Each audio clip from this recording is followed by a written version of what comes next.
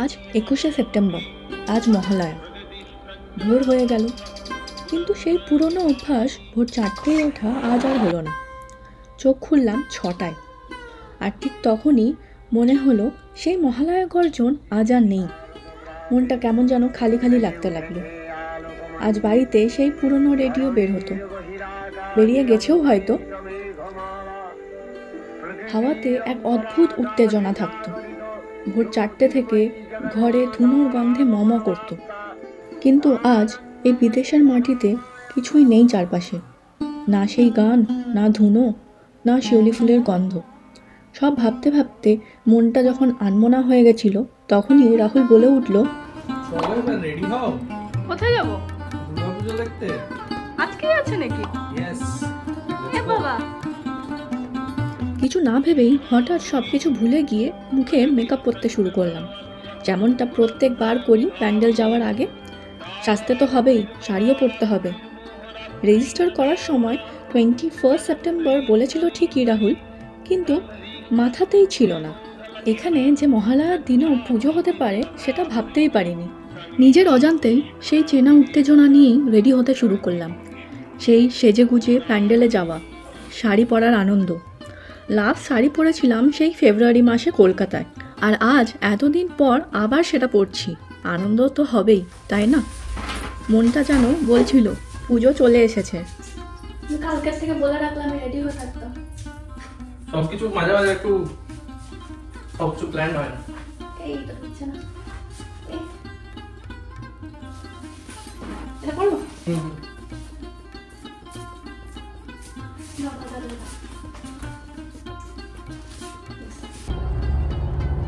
Continue on New Jersey 3 for 4 miles. আমরা finally বেরিয়ে গেছি। একটা বন্ধুকে নেব রাস্তায়, তারপরে যাব। আমরা আজকে যাচ্ছি প্রিন্সটন নিউ জার্সির একটা স্কুলে। নামটা অনেকেই শুনে থাকতে পারো, কারণ এখানেই আছে সেই ফেমাস প্রিন্সটন ইউনিভার্সিটি, যেখানে সারা বিশ্বের মেধাবী ছাত্রছাত্রীরা পড়ার স্বপ্ন দেখে। কিন্তু আজকের অনুষ্ঠানটা হচ্ছে একটা কমিউনিটি স্কুলে, সেখানেই যাচ্ছি আমরা আজ।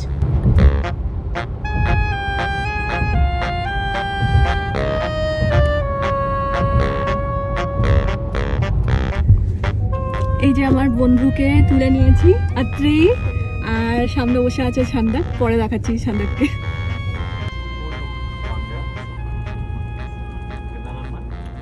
আর ওই দেখো সামনে দুজনে ইন্ডিয়া আর পাকিস্তানের ম্যাচ দেখতে দেখতে চললো দুর্গাপুজো দেখতে।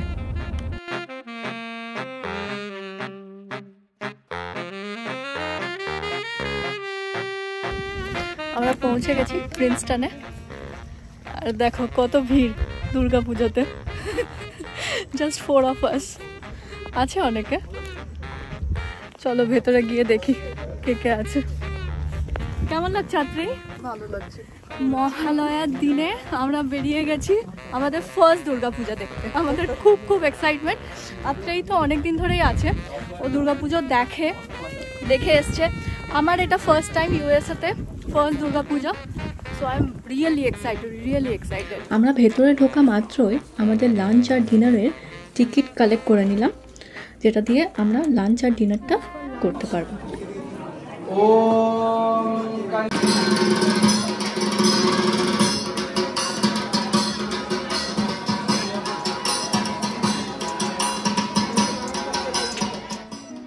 এখানে একদিনেই পুজো কমপ্লিট হয়ে যাবে। তিথি মেনে পুজো হয় না। এখন যেমন সপ্তমীর পুজো চলছে, কিছুক্ষণ পরেই আবার অষ্টমীর পুজো শুরু হয়ে যাবে। বিদেশে সময়ের সাথে তাল মিলিয়ে এভাবেই পালিত হয় দেবীপক্ষ।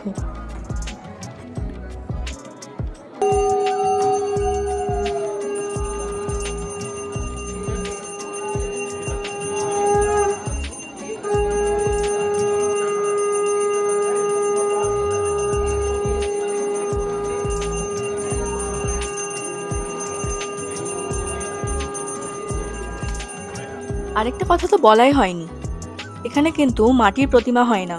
প্রতিমা হয় ফাইবার গ্লাস আর পলিরেজিনের একটা মিক্সচার দিয়ে, যেটা খুবই লাইট ওয়েট হয়। এই প্রতিমা একবার শিপ করে আনা হয় কলকাতা থেকে, তারপর বছর বছর ধরে সেই প্রতিমাকেই ব্যবহার করা হয়, মানে বিসর্জনও হয় না। বরং ভালো করে প্যাক করে রেখে দেওয়া হয় পরের বছর আবার পুজো দেওয়ার জন্য।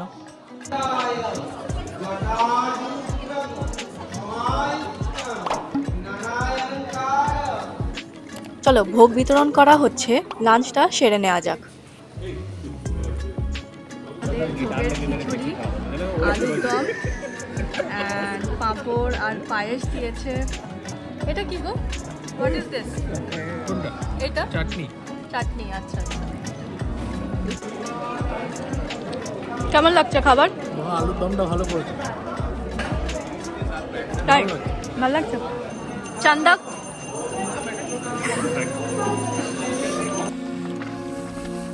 এত দূরে নিউ জার্সিতে পুজো হচ্ছে, দূরদর্শন বাংলা থেকে রিপোর্টার এসছে এই পুজোটাকে কভার করার জন্য।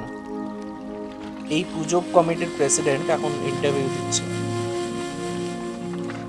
পুজোর ব্যাকগ্রাউন্ডটা একটু বলি। তো প্রায় 3 বছর ধরে এখানে দুর্গাপুজো হচ্ছে। শুধু কলকাতা, পশ্চিমবঙ্গের যে ধারা এবং সংস্কৃতিকে এখানে ধরে রাখা, এটাই আমাদের মেইন উদ্দেশ্য। আর এই যে স্কুল অডিটোরিয়ামে প্রোগ্রাম শুরু হয়ে গেছে, তো সেখানে একটু যাচ্ছি প্রোগ্রাম দেখতে।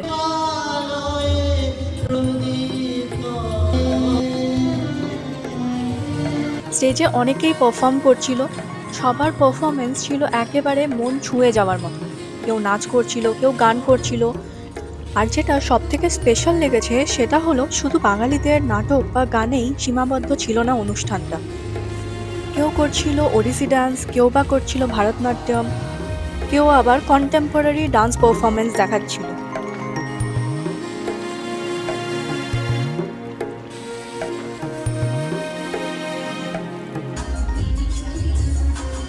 ছোট্ট করে দেবীপক্ষের আগমনের নাটকও উপস্থাপনা করা হয়েছিল, আর সেটা ছিল এক কথায় অসাধারণ।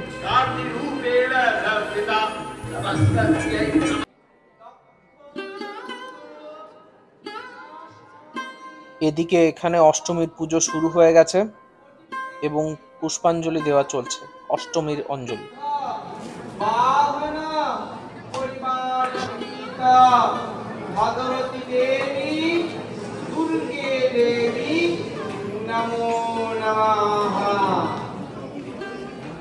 এখানে চা আছে, মিষ্টি আছে, চপ আছে, সবকিছু আছে। আমরা চা খাওয়ার জন্য দাঁড়িয়ে আছি এখন।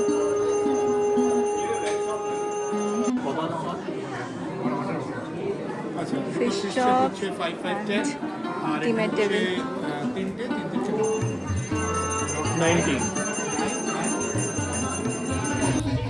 চা নিয়ে চলে গেলাম বাইরে মাঠে, সেখানে হচ্ছিল ধুনুচি নাচ। আসলে এখানে ভেতরে ধুনুচি ডান্স করা যায় না, ফায়ার অ্যালার্ম বেজে উঠবে। দেখতে দেখতে আবার ডিনারের টাইম হয়ে গেছে। এখানে তো সন্ধ্যে 6টাতেই ডিনার।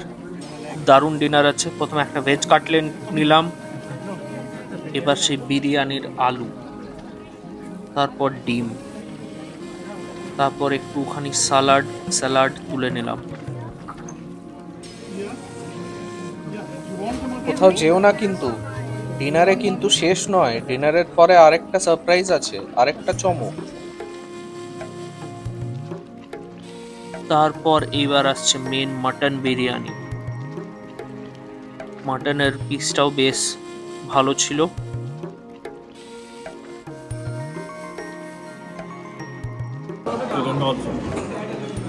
ভেজিটেবল চপ দিয়েছে, বিরিয়ানি, চিকেন চপ, মিষ্টি।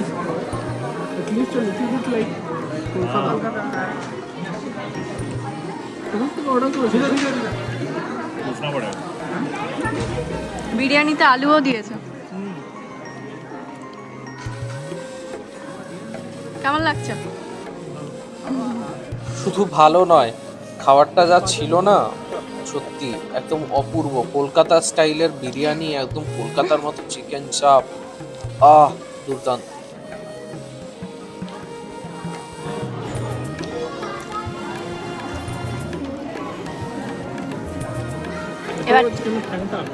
এবার ঠ্যাংটাকে ছেড়ে দাও তুমি।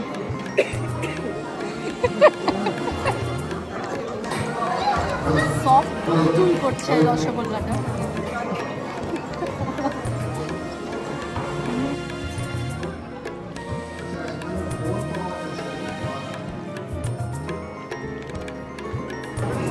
बट खाना सही था, मजा चाप बहुत अच्छा चाप का पीस भी एकदम सही था ना। কাটলেটটা কিরকম লেগেছে? তো ভালো। কাটলেটটা I would put it at last. হ্যাঁ অ্যাকচুয়ালি। কেমন লাগলো ডিনার?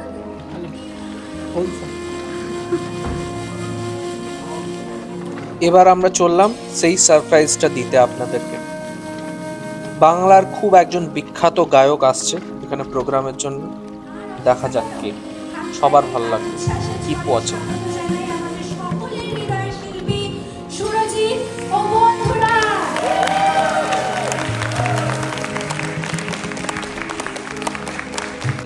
তাই পুজোর অগ্রিম শুভেচ্ছা আপনাদের প্রত্যেককে।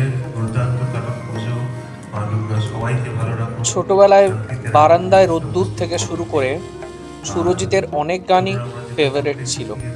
আজকে সেগুলোই শুনবো আর আপনাদেরকেও শোনাবো সেগুলো একটু একটু করে, কিছু কিছু গান মাঝে মধ্যে। চলুন দেখা যাক।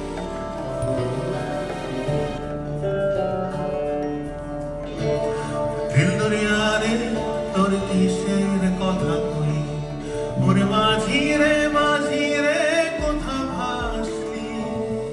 খুব মেলোডিয়াস একটা সং, সুরজিতের দুর্দান্ত গলায়।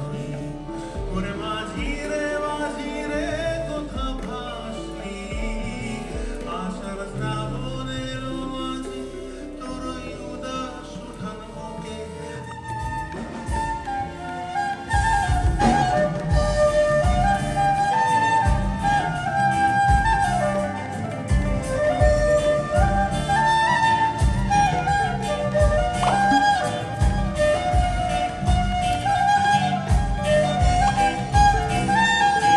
এক কথায় জাস্ট অসাধারণ। আমার হয়েছি যে আমি জ্ঞান হারিয়েছি, ও মঞ্চে বৃষ্টি নেমেছে জানি না।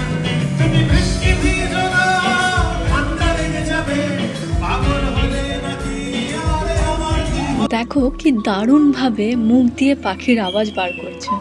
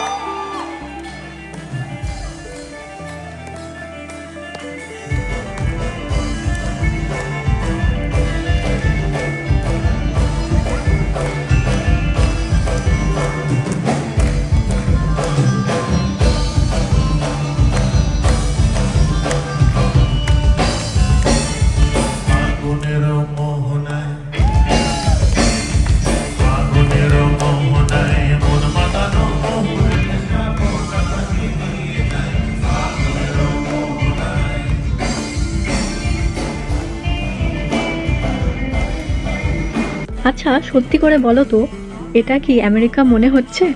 আসলে এটাই হয় যখন সব বাঙালি একসাথে একত্রিত হয়।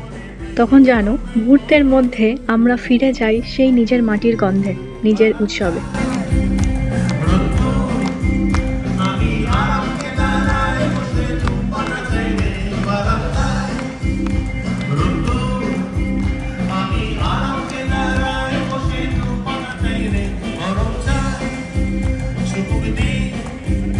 আমি খবরে